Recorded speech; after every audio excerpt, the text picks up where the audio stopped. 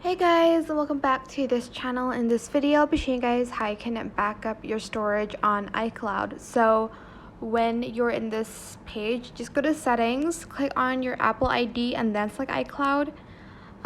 Then you're going to select iCloud backups and you're going to enable backup this iPhone.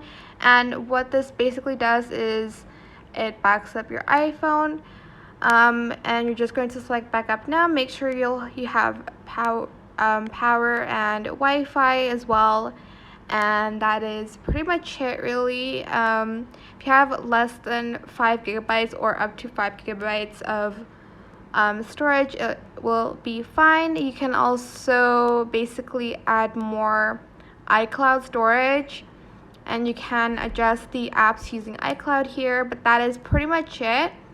If you want more storage, you do have to pay for it, but that is it. I hope it was helpful for you guys. Don't forget to like, comment, share, and also subscribe to this channel if you haven't done that already. If you have any more questions about this video, just leave it in the comment section down below. I will try my best to answer them all for you guys.